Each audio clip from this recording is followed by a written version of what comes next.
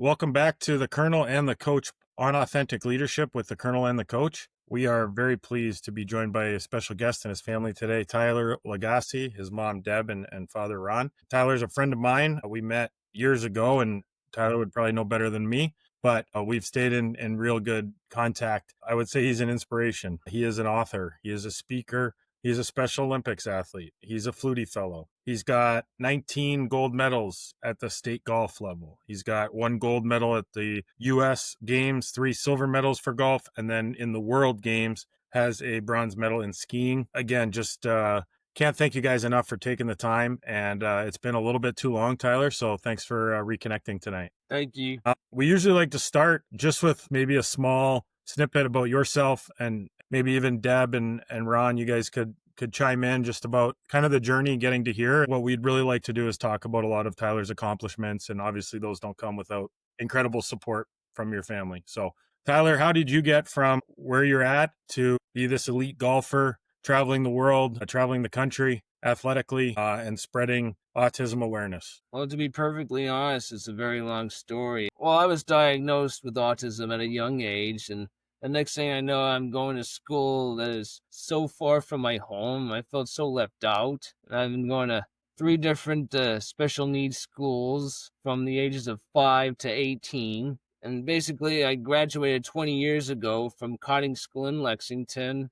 Go Falcons. And then in my last year at Cotting School, for a year after that, I was working in the mailroom at Lowell General Hospital, delivering mail, and I also did a few other odd jobs, such as working summers at Kimball's, and I also helped out at the Tingsboro Public Library, that's where I live. And after that, I took part-time classes at Middlesex Community College, and I started to take more as time progressed, and I majored in liberal arts life science concentration there and graduated with highest honors from Middlesex in 2014. And from there, I transferred from Middlesex to UMass Lowell, go Riverhawks. And I majored in earth, environmental, and atmospheric science, and I took part-time classes. And obviously, UML was a different animal compared to Middlesex. And for 5 years, I've been struggling, trying to balance my time. I treated it as a 40-hour-a-week job, even though I didn't get paid.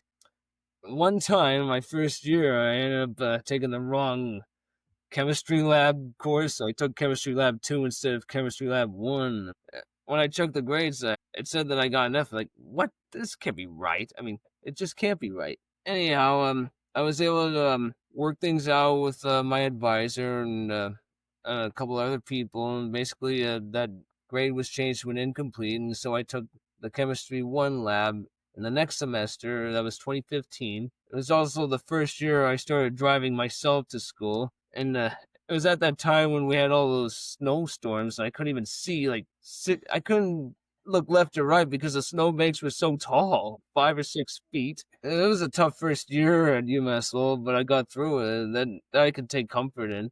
And then I got comfortable in my routine. I started to make some more friends. I started being friendly, particularly your hockey team, the Riverhawks. And then I got to know members of the women's soccer team, attended their games. And then I interned for the Office of Sustainability, summer 2018.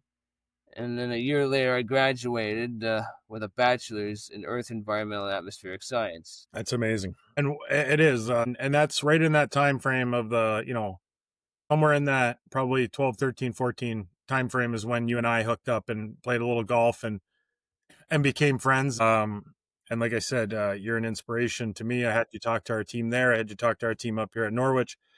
Deb, Ron, can you talk just a little bit about your finding out, your son's autistic, what that's like, what's that, or how you guys navigated? Because he's not your only child, right? So how did that? Right. So Tyler's our second son. We have an older son named Clint. Tyler's, you're going to be 39, right? Yeah. 39. Oh my goodness. Tyler's going to be 39 this year. Oh, boy. But back then, autism really wasn't talked about much at all. In fact, it was 1 in 10,000 students, children. I knew that Tyler was a little different at age 6 months. He didn't make the eye contact, things like that. But developmentally, the pediatrician he's right on track. He walked, he talked, he but he didn't really talk. He was what was called echolalic. So that means he would repeat everything I said. He didn't really converse with anybody. He talked to himself. But the biggest thing that stood out is he was in his crib and he could read. And I didn't teach him to read. And he's still in a crib. That's just odd. That's really odd. But what he really liked to read was the Reader's Digest. He wouldn't read a children's book or anything like that. It had to be the Reader's Digest. And so I'm scratching my head saying, this just isn't normal. I could hear him on the baby monitor, laughter is the best medicine and like stuff like that. And it's just disturbing when your 3-year-old is reciting things but won't talk to you. So eventually what happened is I sent him to the same nursery school as his brother, telling them, I don't think this is going to work. And of course, lo and behold, after the first day, they said, oh my God, you really need to get some help. I said, I've been telling the doctor, I've been telling everybody, and no one listens. But once the school bought into it that he's not like the other kids, then we got some help and we went into Boston, and it took about 1.5 years to get his diagnoses. We just moved forward from there. He was always healthy, but socially he didn't make the eye contact. He didn't ask for help. He didn't seek me out for comfort. So it was different than my older child. And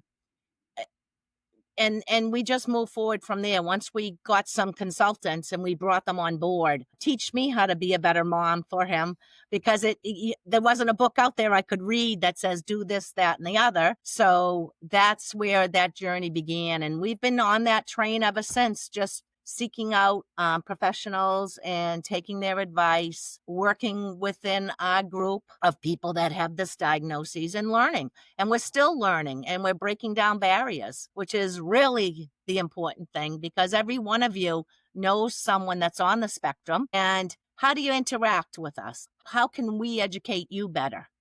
All right. How can we work within your system? How can you work within our family? And that's really what the goal is. My thought process is, if you give people a chance to be nice, they almost always are. So that's what you keep in mind, is just give people a chance. So just like I want you to give Tyler a chance, I need to give you a chance to ask questions and to feel comfortable and to make mistakes, just like I do as a parent. How Ron, about you, anything to Ron? add? Dad's turn. Yeah. Actually, I always think of CTDS, Community Therapeutic Day School, where things started to turn, where, I think we all Deb and I started to understand, because it wasn't just a school for him, it was a school for the family. So we would go to family meetings. There'd be other parents there. Parent group or something? We go to the parent group. They even had a grandparent group if our parents wanted to go. But um, I mean, the only bad thing of that was that it was a short stay, because they're done at like 12 years old, and after that for a few years we were a little bit out of sorts, and then we found another school, and that's where Tyler ended up. It was a safer environment, and that's where he ended up passing MCAS, and from that point, there was back and forth on different jobs and work, and then we finally said, hey, you might as well go to, when he went to Middlesex Community College, it was the right step, because these jobs weren't going to be full-time positions offered. They were all under some kind of grant or what have you. The businesses were never going to hire him. So getting his education, the way that all worked out. But going back to CTDS, I still look at them as the place where things got us in the right direction. Got him in the right direction, and all of us. And we learned a lot through them. And I think there's still lessons we still follow that we learned from them. So I got to give a shout out to that school. We still go once a year for the reunion. It's alumni picnic. And so, Deb is still in contact with some of the folks there. Some of the folks there have retired too. So like the founders have moved on, they were a big part of our lives to start. So we have the same connection, but we still do with the school. The staff's a little different, but it's just still Same mission. Same mission. It's the people who started the school, and they trained their replacements. To that sense, it hasn't changed. The school is still going in the same direction, in spite of the changes of the leadership. So that's pretty cool to see. I still look at that school and say, wow, to this day, it's that's what got us going. And I won't forget that. Well, I think they became our mentors. So much like some of the work that you do is provide mentorship for people. And I think that that's really important, is to surround yourself by people that will uplift you. If I listen to the original therapists and original doctors and original school people, they would tell me, Tyler, I can remember a principal once said to me, Tyler will be fine. He'll be fine. He'll probably work as a bagger in a supermarket and he'll be just fine. And I thought to myself, he's 5 years old. And you as an educator are telling me that this is my son's future. How dare you? So for us, it was goal setting. It was about goal setting and say, where do we see ourselves? Well, first we have to find out who we are as a family. We have to find out how we function. And then we can move forward. We can help Tyler. But I don't think you should set limits on anybody. You don't set limits on people that don't have special needs. Why are we setting limits on people that do have special needs? Let's work within their infrastructure, their own, and let's capitalize on their strengths. Let's get help for the weaknesses, capitalize on the strength.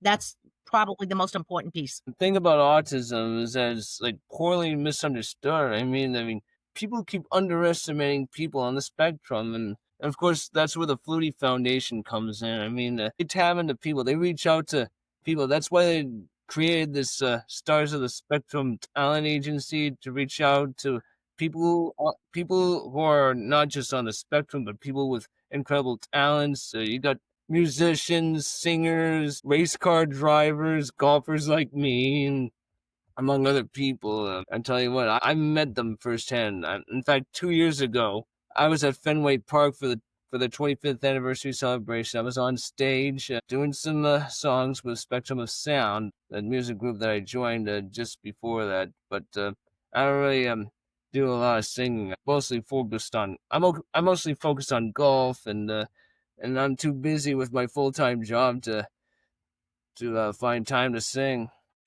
Yeah, it's affected. The full-time work has affected his availability for speaking engagements. Yeah, I used to have abundant free time before I had full-time work. Now that's all changed. Yeah, I think you figured out, Tyler, that work isn't all it's cracked up to be, right? Like I agree. Yeah. Hey, I want to. So, Tyler, your mom said something just a few moments ago. She talked about goal setting, but I think you heard gold setting, and I think that probably is what inspired you to achieve 20 plus medals in the world of just being, an I don't believe it to be incredible true. athlete. I mean, I was just talking about setting goals, not goal setting, like the gold standard. I heard, Tyler, I heard gold. That's what I heard. Thank you. Can you guys what just maybe talk about your book? What inspired it, when that started to come together, what that process to write it, edit it, publish it, how that kind of Well, looked? that I can explain to you pretty easy, because after high school, I decided to do some journal writing about my first summer after high school, and figured my story matters, and it needs to be told. It needs to be documented. My life is worth documenting. Anyway, I kept on writing. Originally, I was only going to write about the summer 2005, but I kept on writing because I had a lot on my mind. I had a lot to do, and then in 2006, while I was working at Lowell General Hospital, I noticed a flyer for a golf league, and I convinced my dad to join, and so we joined in 2006, and I was able to pay the fee, and I started golfing a lot more every Monday afternoon after work. And then I golfed a lot more often, to the point where I decided to take my talents to Special Olympics. And of course, I've been golfing with Special Olympics for a few years before that, but there were only 9-hole tournaments. I started 2006 was the first year I played 18 holes for Special Olympics, and my first tournament was all the way out in Amherst, which is not far from the UMass flagship campus. Anyway, my first round score was 89, my second round score was 86, and it inspired me to take up golfing, and I started writing about my golf scores and golf shots, shot for shot, hole for hole. The golf league took place at Tingsboro Country Club. I played for the golf league for 5 years, and in 2006 I won my first gold medal at the state level. And the next year I golfed in the New England Invitational in Connecticut on an 82, which is a new personal best. And then in 2007 I started to do some public speaking, and I joined the Special Olympics Global Messenger Program. And that same year, I was making a speech to a crowd in one of my golf tournaments to benefit Special Olympics. Someone noticed me. His name is Nick, who was with Special Olympics at the time. He's now with the Flutie Foundation. Anyway, he noticed me and asked me if I was interested in making speeches for Special Olympics, and I said yeah. And then I started making some speeches all across the state to tell my story, to spread awareness of Special Olympics. And in 2008, Special Olympics was celebrating its 40th anniversary. I got invited to their gala at Harvard, and my speech got viral. I had like 14 or 15 pauses for applause, ovations. I felt like the president giving out the State of the Union address. Like, wow. I mean, I had no idea the speech affected as many people as it did. And I'm forever grateful I took up public speaking, and basically I told Mom that I want to write a book, and she said okay. So I started writing like the basis of my book, and I copied some excerpts from my journal entries. And at the same time, I was golfing in Florida for the NIT in 2008, and basically it was the first time I ever golfed in Florida. And in the second round of the 3-round tournament, I broke 80 in 18 holes for the first time ever. I finished second overall. And then in 2010, I made my first appearance in the Special Olympics USA Games in Nebraska. And I shot a 75 in the last round. It was my personal best. And I still finished in second to this gentleman from South Carolina. His name is Scott Rohr. He shot a 71 in the first round. I'm like, what? I mean, there's just no way. He shot 71. I couldn't even come close to that number. Well, what actually, getting back to the book, what happened, he had said to me, I'm going to write a book. Now, so I'm busy, I'm working, I'm being a mom. And I said, yeah. Go, okay, go for it, honey. Go. Just, in other words, keep yourself busy. That's fine. Well, 6 months later, he said, I'm all set, Mom. My book's done. And I went, oh, I guess I did say, okay, like, what am I going to do now? So I had to read it. So I read the book and I went, oh my gosh. He wrote about all his experiences. And I thought to myself, well, that didn't actually happen that way for me. That's what happened for him. But for me, it was a very different experience. So I talked with Tyler and I said, I've read a lot of books on autism because when Tyler was newly diagnosed, I read everything I could read. I was Dewey Decimal System. There was no internet. There wasn't, the World Wide Web wasn't there. I couldn't go on Instagram. I couldn't TikTok anything, couldn't Wikipedia a thing. So I had to go into the library to read. So I read as many books as I could. But I never found a book where a person living with autism and a parent, or, I read a lot of books by parents, a lot of books by individuals living with autism, but not one where they collaborated. And I said, what would people really want to know? What did you want to know when you were looking for a book? I wanted to know, what would life look like for us as a family? What's it going to look like? So we made a deal. Tyler and I made a deal that I would only respond to exactly what he wrote about. There were other things I wanted to talk about, but Tyler wouldn't. It was his book. He wasn't going to give me that authorization. So out of respect, I had to only respond to whatever he was writing about. So these experiences that he was going through, I was going through them, and Ron and I were going through it together. Had I known that's what was in his head, because he didn't verbalize stuff, but he could write it, I might have approached things a little differently. And sometimes I was really far off, And I think that's what helps people, because people that have read the book have said to me, wow, that was really neat. So what happened is he would write and then I would write in italics. So anytime you see in the book that's italics, that's my voice responding to the same exact experience. So you know what was going on in the background as he was doing what he was doing. So it's a different kind of book. It's not a how-to, but it's an experiential book, but from two different perspectives. And that's how awesome. that's how it happened. The book covers my years between birth and 2010, because it was a very historic year for me back then. I competed in my first national games that year. Was inducted into the Special Olympics Massachusetts Hall of Fame at the tender age of 23. And of course, I was inducted into Phi Theta Kappa. It's a community college honor society because of my high grades. And of course, I graduated, like I said, I graduated from Middlesex with highest honors because of my 3.83 GPA, if I'm not mistaken.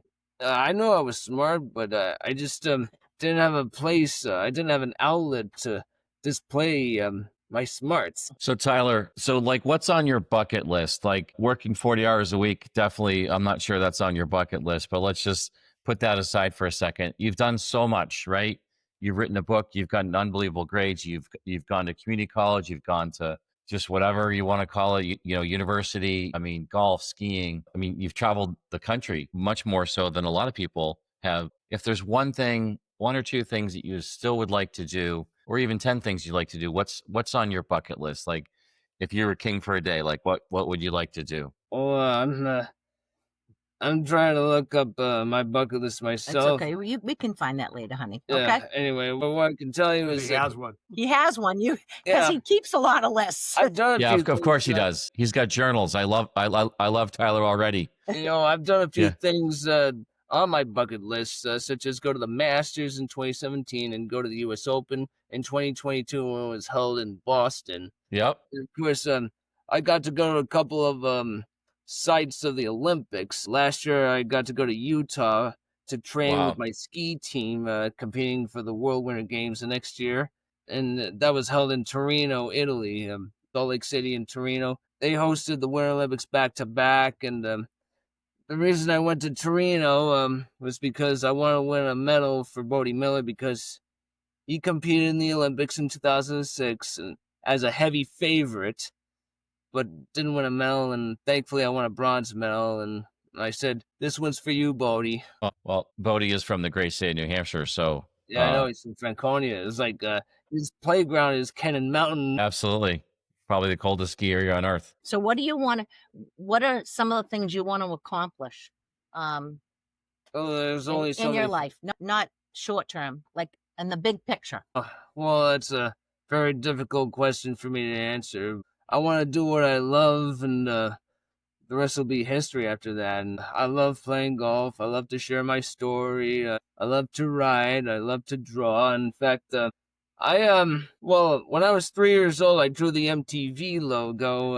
And of course, I had all these magnadoodles, which I wore out so often, and obviously got tiring. And you can't blame my parents for being stressed out over my worn out magnadoodles. In fact, I have an idea. I like a concept. For long story short, I want to have my own company. Nice. Well, I have a snazzy logo here. This is 86. It's backwards.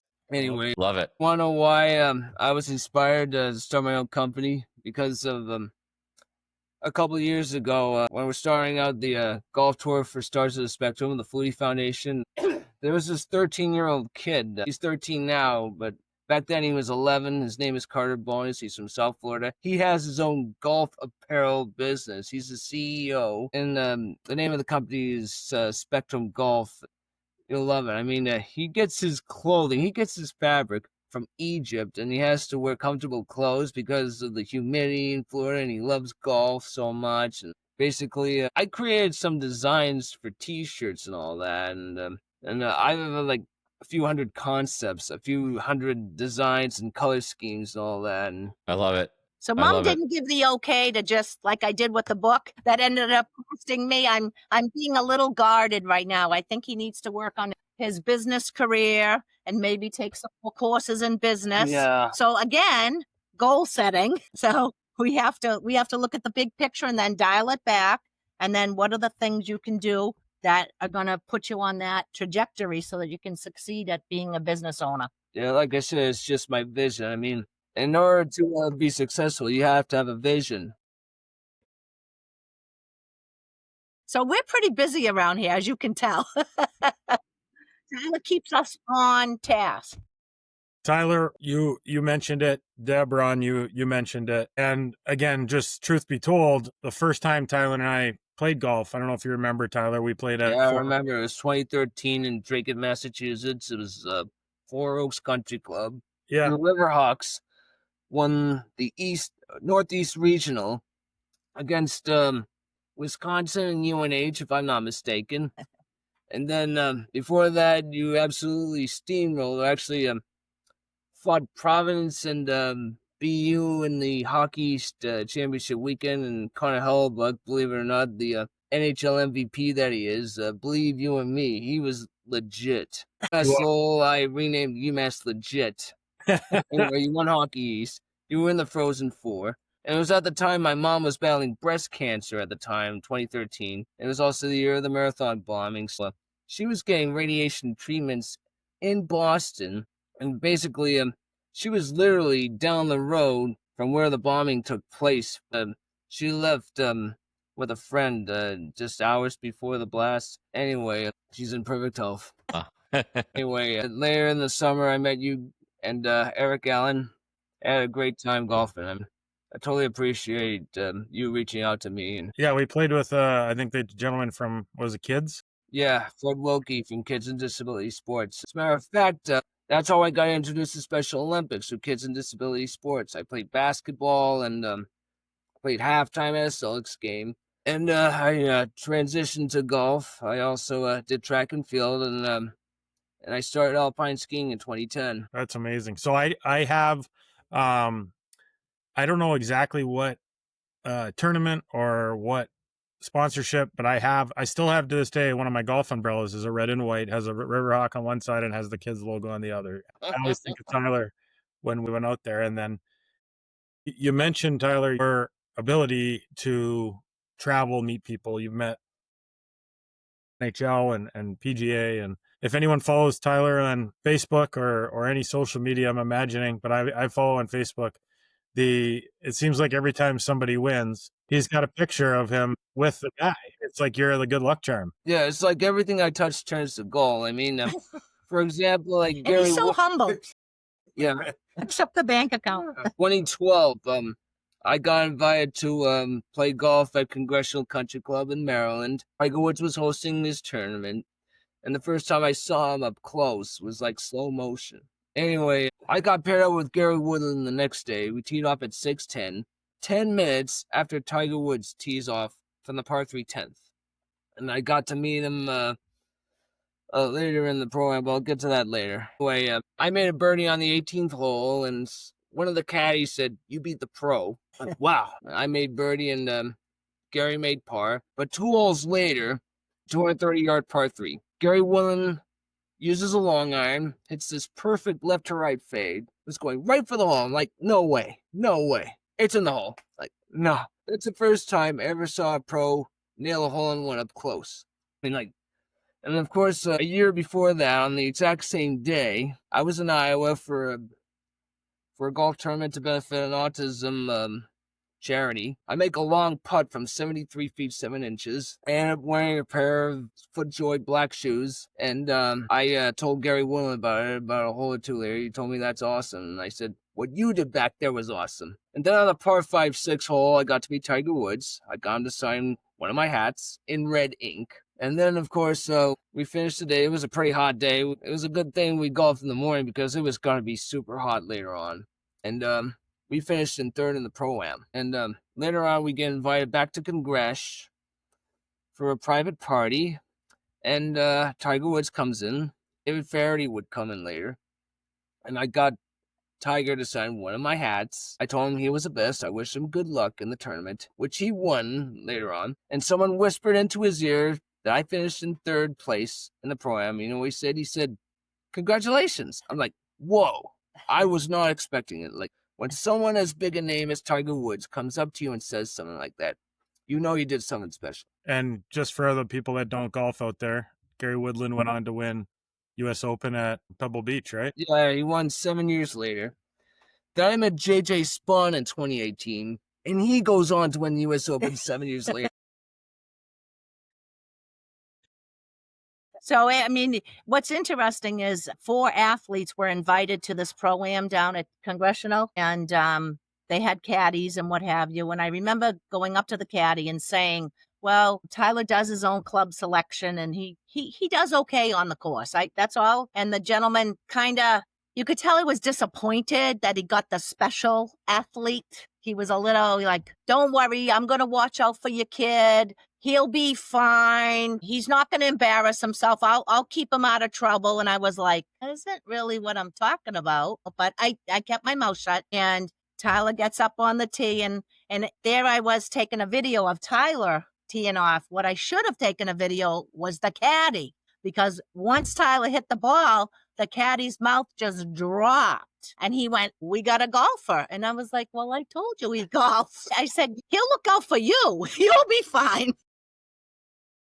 So, breaking down barriers is the one thing I'm so grateful for Tyler, as one of his talents is breaking down a barrier. If there's a roadblock, Tyler's not going to quit. He's going to use his resources. He's going to come to Ron and I. He's going to come to you. He'll make a phone call to somebody. And that's a really good strength to have. And that's something he's learned over the years, is that reach out to people, get some help. Don't be afraid of it, and do the work. The bottom line is you have to do the work. You have to practice and do the work. And when I say practice, I don't mean the sports. That's a given. He's going to practice that. But what does he have to practice? Patience on the golf course. Patience behind the bench when he's watching a hockey game. Those are the things that are really important to Ron and I, is that being a member of the community and the greater society, we're not going to be here forever. We have to find a way that Tyler can contribute. And that's really important. That's the main focus of what we do. Hey, Tyler, what would you say to somebody that's in the community, someone who's on the spectrum? You mentioned Tiger Woods and how Tiger Woods made you feel. I guarantee you, Tyler, that you make people feel the way that Tiger Woods made you feel. I am very certain of that, because I can tell you when you're speaking, like, you give me the goosebumps. I mean, I'm fired up. I'm excited. What would you say to a young Tyler that's out there, or a young boy or girl they're similar to you? Maybe they've got some challenges. What would you recommend to them? Or maybe what would you recommend to their mom and dad? Because you figured something out. And I think that sharing your success is like your superpower. I think you can make a lot of people really successful. Look, all I can say is having faith in yourself can only take you so far. Just remember, it's up to you to do the work. Be determined. You've got a gift. Use it well. Never mind what people say about you. I mean, it's just noise. Only you know what you're capable of. Believe in yourself. And as long as you do that, nothing can stop you. The sky's the limit. Of course, I'm just speaking from the heart. I mean, this wasn't really scripted and all that. I'm just speaking from the heart. Very true. Thank Wow, you. Tyler. Folks, just for our listeners, we did not script that question. And that answer. So really well done, Tyler. Thank you.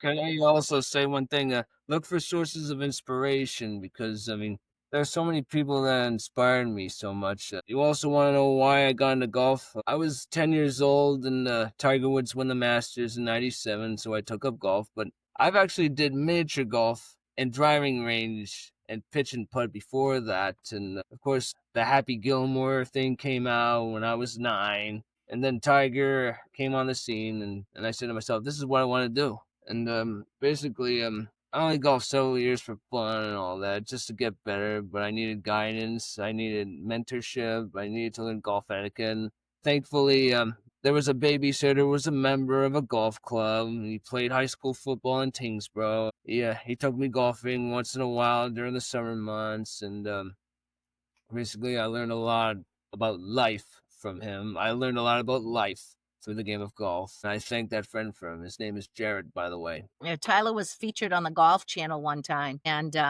twice actually. They did a story on him, and it aired. It was in 2010, and there was this TV crew that came to our house, and like, man, this is too weird. Yeah, it was strange. But what we talked about was very strange. What we talked about was how golf and sports in particular kind of mirror life a little bit. There's ups and downs, there's wins and losses, there's making connections, there's following rules, and then there's unexpected things that happen. So if we can give Tyler experiences like that and then discuss them when he's faced with a challenge that's not sports related, it really does help. When you overcame this challenge, right now you're being very challenged. You're having a hard time. I can see you're struggling. Let's think about how you would handle this on the golf course. What tools can we use there that we can use in everyday life, or skiing or hockey or whatever it is? We'll try to bridge that. And it's a little different. Like I said, it's a little bit different. We can't just go through and say, do this because I said to do it. That's not going to help Tyler. Tyler has to understand the process and why we're doing what we're doing so that he can make good decisions later on in life. And for today or tomorrow, not talking to strangers. Why can't you talk? You can't just talk about it. These are things that happen. So when things happen on the news, we actually discuss it. We talk about the bigger picture and how it brings it down to our family and what we're going to do about it. I just need to set the record straight for something. Just having grown up in Hudson, right across the border, and you guys in Tingsboro, I just want to make sure the entire Lagasse family is full up on Boston sports, like Patriots, Celtics, Red Sox, Bruins, the whole thing, right? Oh, yeah. And on a slow night, we have to watch darts. On a slow night, Tyler will find darts. Well, that was the case 20 years ago. We watched darts or ping pong and stuff like that. But Tour de France, Wimbledon tennis and stuff. My parents took up pickleball 4 years ago, and we started watching a little bit more tennis as a result of playing pickleball.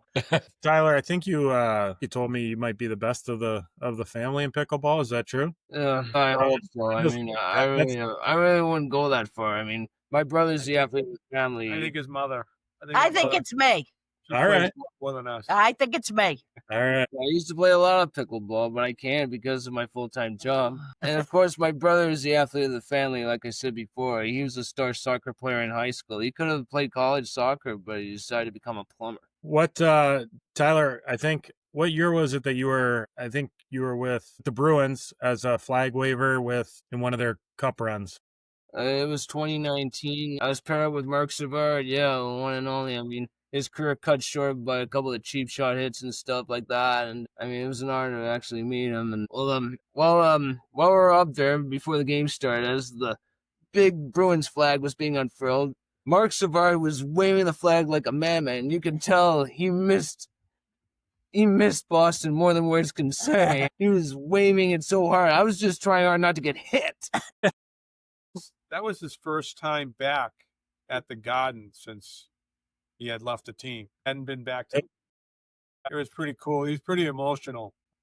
It was pretty neat to see that, you know. Yeah. That's the one thing I won't forget that night is like, here's a guy who was, big star, and then injuries, what have you, and he comes in, and he's like, I haven't been here since, and he's pumped. He was so psyched. It was really cool to see. He was like a little kid. It was awesome.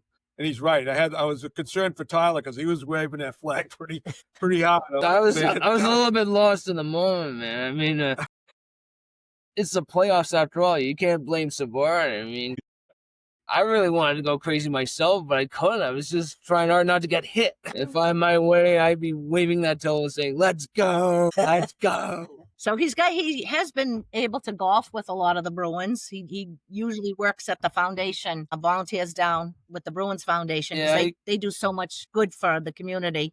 And well, I get invited to those tournaments every year, starting in 2018 when Special Olympics Massachusetts decided to partner with the Bruins Foundation. Originally it was going to be 3 years, but they've been doing it ever since. So I get invited to their tournament in 2018. I hit the ceremonial tee shot, and I placed my phone right in front of me when I was teeing off. I was like, whoa. I was just glad I kept the ball in play. And I outdrove Torres by some 10 yards or so. I don't know. Torres, he's actually really a good golfer. I mean, you should golf with him sometime.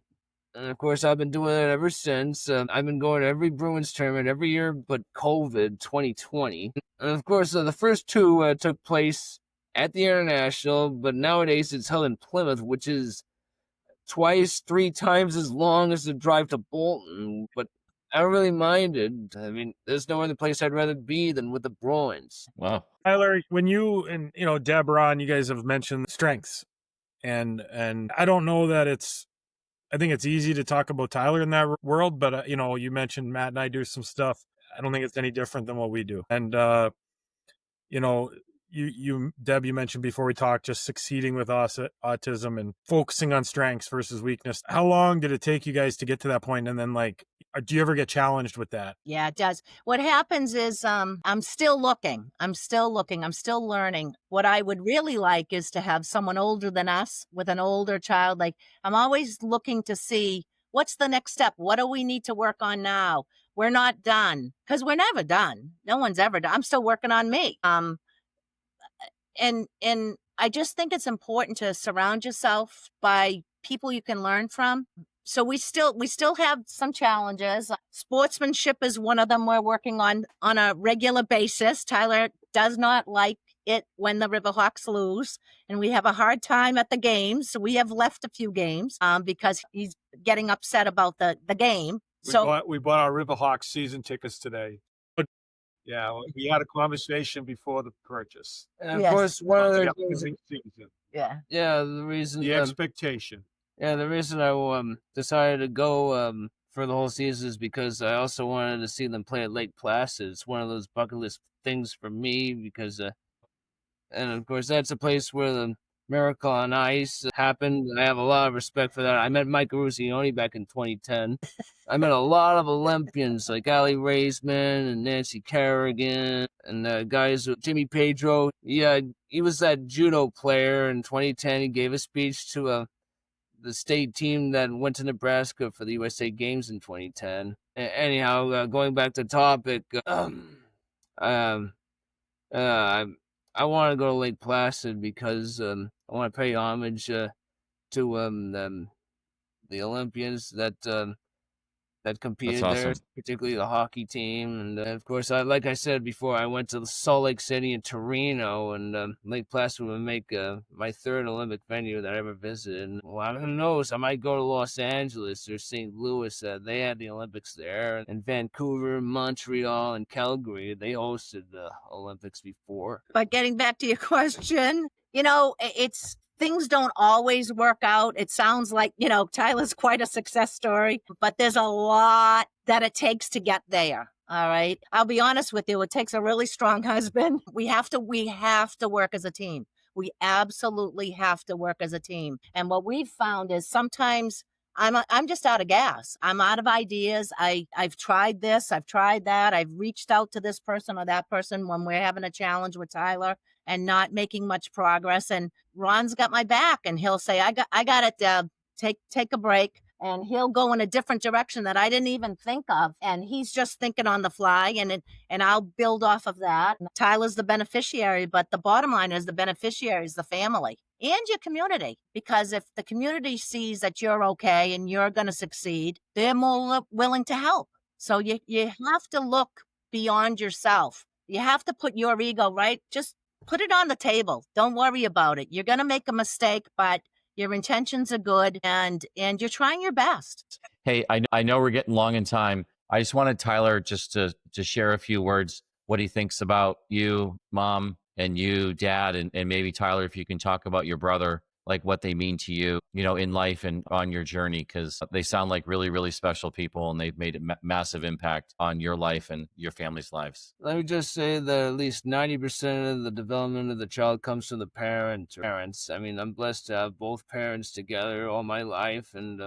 I don't know where I'd be without them. And of course, I get my competitive spirit from my brother. He's forced me to push myself to do more in my life. And of course, I'm thankful to have a lot of friends and a support system, and the people I met at karting school, Middlesex, UMass Lowell. I mean, they gave me a place to challenge myself, to prove myself. Thankfully, I did so. And right now, this world is a very confusing place, and it's hard for me to find a place in this world, particularly for a man with such complex problems and situations and stuff like that. I mean, the life I've traveled is, everybody has their ups and downs, but to me, the highs can only get so high, the lows can only get so low. I learned from Travis Roy, the kid who got paralyzed with BU in his first game, and he's a real nice guy. I got to meet him once, and